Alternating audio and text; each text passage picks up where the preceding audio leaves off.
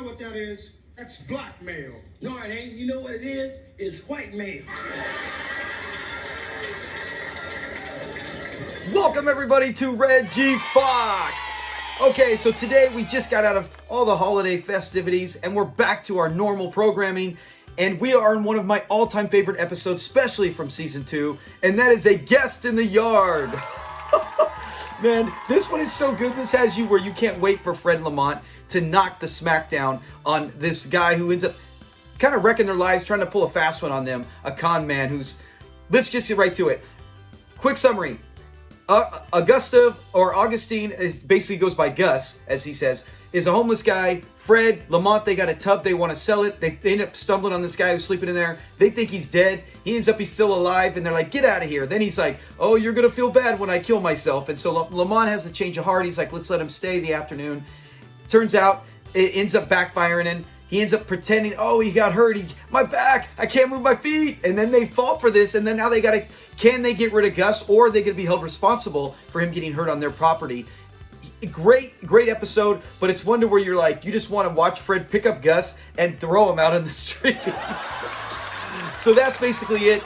There are no fun facts. There's nothing that I can find looking up that are, wow, that's interesting. And there's also nothing when I watch the episode that I go, hey, that's a crazy fact, you know, like, hey, 23 years later or something like that. There is none. Now, familiar faces there's only really one. We know Dr. Caldwell, one of his 3 appearances is in this one. We've already covered him multiple times. The other one is Gus, the homeless man. Liam Dunn, he plays Gus. He passed away, ironically, just 3 years after filming this, at the age of 59. Man, and I gotta be honest, he's 56 at this time. I would have guessed, comparing him and Fred, because they were only, I think, like a year or so apart. You would have thought, even with Fred supposed to be being older, you would have looked at it and said, man, Fred looks like he's in his late 40s, and Gus looks like he's in his early 60s. He looked really old for his age. Passed away at 59. Now, some of the things he did a whole mess of things. We'll cover a few important ones. Blazing Saddles, great comedy. He was in that. He was also, ironically, in another movie called Gus, about that field goal kicking horse, starring Don Knotts. He's in that. I've seen that. I recommend go watch that. It's a fun movie, and he's in that. Some teams could use him. The Rams could use the kicker Gus in that movie right now. And he was also in Rhoda, the great TV show from the 70s. So he did some things, like I said. Then he did pass away, sadly, in, I want to say 75 or 76. It's 75, I think, at the age of 59. So that's it with the familiar faces. Let's get right into the episode. I'll never contribute to the NAACP. And I'll never contribute to the KKK. It starts out where Fred's down there getting breakfast ready, and remember he says, hey, I'll have breakfast ready in a mo. That's what we say in St. Louis, M-O, mo. And Lamont's like, hey, can you go? Let's just go get this tub out of here. I want to get this tub going. We've been putting it long enough. Chi-Chi's been in there before. Let's go get it now while we can. Chi-Chi's the neighborhood dog. So they go out there, and Fred is working everything he can, from his arthritis, from his pain, his back, all these things. He doesn't want to move the tub, and you can't blame him. It's not no cheap plastic tub. This is a heavy actual tub back in those days, and even with Lamont's help, that's going to be a tough move.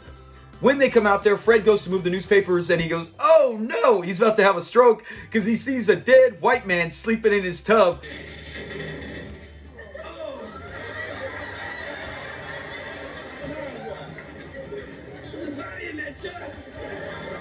And he's like, do anything you can to get it off our property. They think he's dead. Lamont's like, what? How the heck did this happen? And then they go, wait a minute. You can hear him breathing. Lamont's like, he ain't dead. He's asleep. You can hear him snoring. Get out of here. And he gets up and he says his name's Augustine. I always want to call him Augusta. He says Augustine. Short is Gus.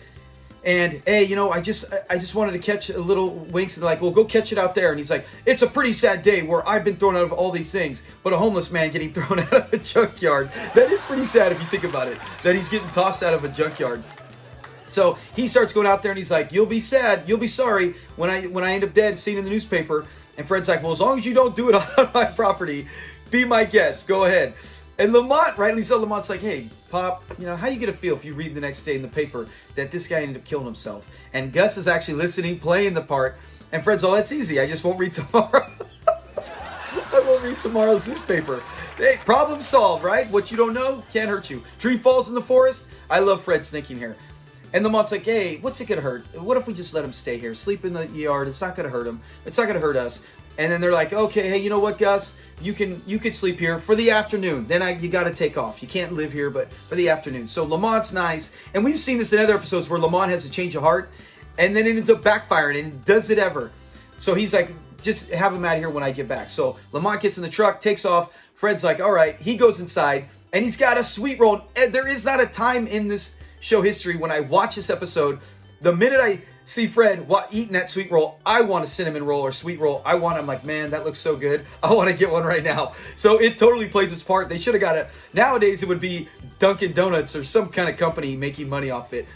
But Fred looks, and Gus is peeking in through the window, and he's like, what? You know, he's supposed to be taking a nap. So he gets up, and no joke, the minute he goes into the kitchen and sits down, Gus is already at the side door window peeping in. He looks like a kid from A Christmas Story looking at the toys. You know, he wants those toys so bad inside, and he can't get them. So Fred's like, man, there must be two of them. You hear him mumble under his breath, and he goes, and he opens the door, and he's like, I'm wondering, can I trouble you for just a glass of water? And he's like, yeah, come on in. And he's like, hold it. He only lets him in a little bit. He's like, do you mind drinking? I love the lines in this. It's so funny. He's like, do you mind drinking out of a mayonnaise jar? And he's like, oh, no. And he's like, oh, you shouldn't mind drinking out of a peanut butter jar. And he gets him the water. Man, it's so funny. I love that. Back in the day, we really took, if you were low income, and I know when I lived with my mom, we were, you take what you can, right? Whatever it is, if it can contain a bowl for food, cereal, if it can contain water, liquid, you got it. It's way cheaper than going and buying a bunch of cups. Save your money, use it for food and electricity and things like that. But he goes over there and gets it, gives him his water, and he's like, okay, you know, and he sits down, and then he's staring down, and Fred's like, looking, and he's like, looks good. You got to know what he's talking about. Fred's like what looks good? And he's all, tuk, tuk, tuk, tuk, and taps it. He taps it. Every time I see this, I'm like, that's it. You are gone. You are gone. And Fred's like, oh, man, here you know, he just touched it, and then he licks his hands. Fred's like, yeah, you can have it now. And then he's scarfing it down, rightfully so. He's probably super hungry. And he even says, he's all, well, you act like you never had a sweet roll before. And that's when Gus says, is that what this is? Is this a sweet roll? It's been so long. And I love when he's like, he's so polite. And he's like, what are my chances for having lunch here with you, Mr. Sanford? Slim and none. See, now look, you done spent the night here. You done had your continental breakfast. Now it's checkout time. And he's all, slim and none. And he tells one of them, he's all, look, you had your continental breakfast. You got to sleep and you had your bed. It's checkout time. Like he said, great line. I love that line every time. Gets me every time he does it. So he gets him to leave, and he goes outside, and Fred even takes the seat, the chair, and he takes the glass with a paper towel and sets it outside. He doesn't want none of those germs in there. Lamont comes home, and then they're like, hey, let's move the tub. And he's like, all right, let's go get the tub. And they go out there, and Gus is still in there. So now Lamont is ticked. He's like, I told you, get him. And now he gets mad. Lamont goes in full anger mode. And Fred's like, well, you're the one who said it. He's like, yeah, that's because I felt sorry for a sob story. And they go to get him out of there, and Lamont's like, I'm going to go inside and make my lunch. I think Fred already prepared it for him, but he goes inside for lunch. And that's when he sits there and goes, oh, you know, this is ridiculous. I'll never contribute to the NAACP. Good. And I'll never contribute to the KKK. The NAACP again. And Fred's all, I'll never donate to the KKK. Great lines. Man, like I said, this episode, this has got it. I don't have it listed in the top 10, but this is a 100% top 20. I mean, it won't take long after you reach top 10 to get to A Guest in the Yard, because it's a short, it feels like it's a short one because everything happens right there so fast. But it's non-stop, great back and forth lines. So then next thing you know, you hear a crash, and Lamont comes out there, and he's all, oh, and he's screaming. It reminds me of Rodney when he fakes this injury where, my throat, my back, my foot, and he's screaming. And Fred's like, I don't know, he just fell down. He's like, you pushed me, I'm gonna sue you. And he keeps saying that, and so they get him inside.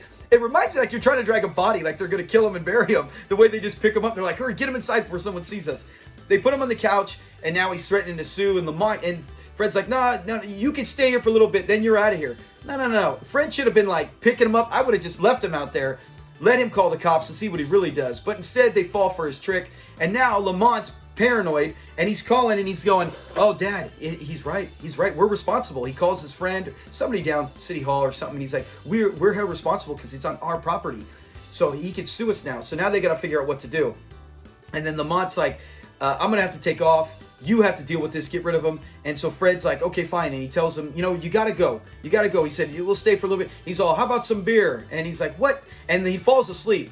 Before that, he falls asleep, and Fred gets the Lysol, and he's like, oh, no. And he's spraying Lysol all over the place, lifting his legs and his arms. So Lamont's gone, and now Fred is doing whatever he can to get him out, and he comes up with an idea. He gets Dr. Caldwell, and Dr. Caldwell, what a fan favorite. Only 3 episodes, and he's so impactful to where any diehard Sanford, heck, even average Sanford and Son fans remember Dr. Caldwell. He comes in, and he's ready. He's like, somewhere to wash up? He's all, yeah, upstairs. He's all, not me, him. He's filthy. And he goes, wait, what's going on here? And I love, this is such good back and forth in the scene.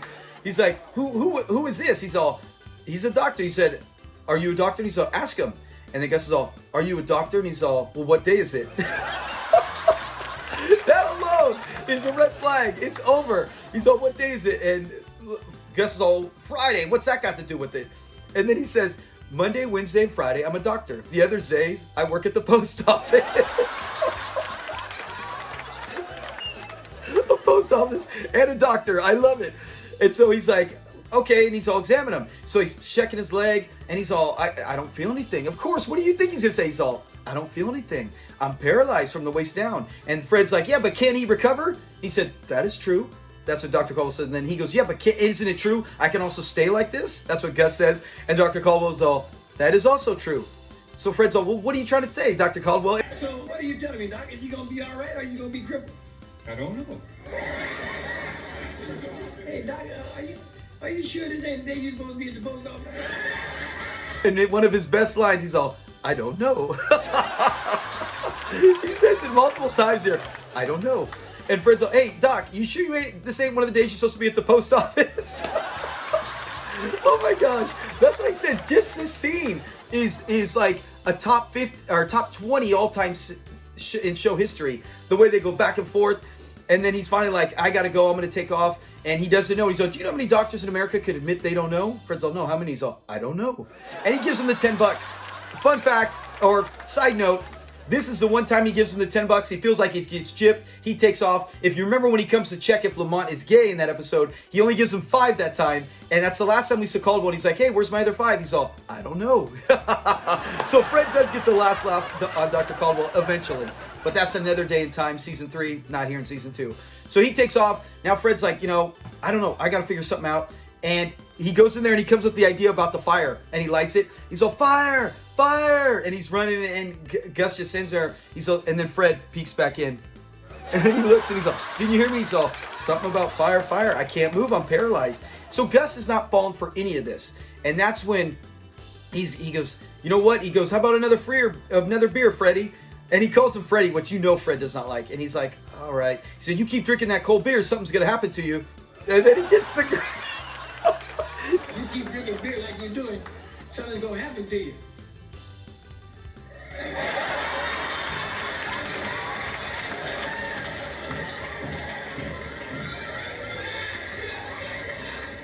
Some more cold beer coming up. It gets the grin, and it hits him like lightning. And he's like, more cold beer coming up, buddy. And he gets it for Gus. And then Lamont comes home, and think about Lamont. Thinking from Lamont, he doesn't know what's going on in the strategy. He hears Fred and Gus singing and drinking, and he is going to be, rightfully so, pissed. Because he's like, I don't want this guy there. We wanted him out multiple times. So he comes in, he's like, what is this? What am I coming home and seeing you sitting here drinking with him? And then he's all, don't yell like this in front of... In fact, he calls him company. And he doesn't know that he's trying to slide Gus into this trap, and he's going to get him. But he's like... And then even Lamont says, since when did he become company? He ain't company. What are you talking about? And they go in there and he tells him his plan. He's like, he is going to have to, he said, let Mother Nature take his course. He's going to have to get up. Something's going to move. He's going to have to pee. And then Lamont loves it. You see it click on him and he laughs and he's like, oh, the simplicity. He said, how did I not think of that? And Fred's all, because you ain't simple-minded like me. And I love when he says it because Fred's so proud. If you look at Lamont, he looks away and looks like, wait, what? That's not a good thing, Dad or Pop. So then they go in there and Lamont's like, hey, I'm sorry, I went off the handle, Gus, old buddy, I'm sorry, pal. And I love Gus. He's smiling. He's like, yeah, I got it. He's totally falling for it. He's like, I got it. I got these guys. Hook, line, and sinker, like we saw in last week's episode, where the women were like, now you got to reel them. And that's what Gus is thinking. He's got him. So they're like, hey, we're going to go to the store real quick, and we'll be right back, Gus. And then Fred goes around the back. Lamont drives the truck, and then you see Gus jump up, and he looks, and he goes, he's got to go bat. So he runs up there, and Fred, he's picking out his bats. He's like, oh, yeah, he's ready. He's all... And then and Lamont comes out, and Lamont's like, oh, wait, before he gets the bat, Lamont comes back in the back door. He's like, they got him. And he's like, they hear the toilet flush. And Fred's all, that's what I call the flush of victory. So they have him. It's done.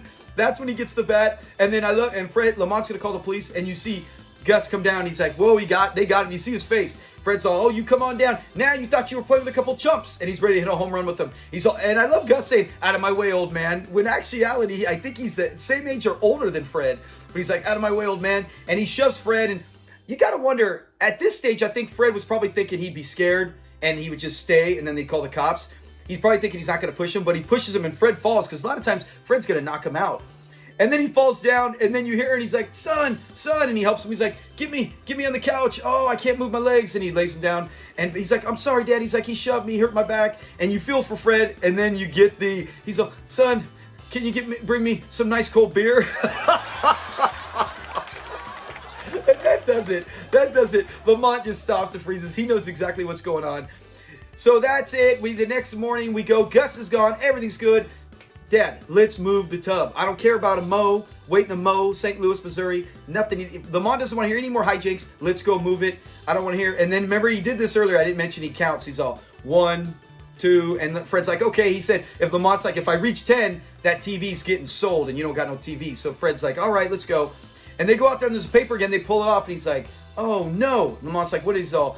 It's Chi-Chi, and she's got her puppies, her baby litter, and he's like, I think somebody needs to tell Chi-Chi about the pill.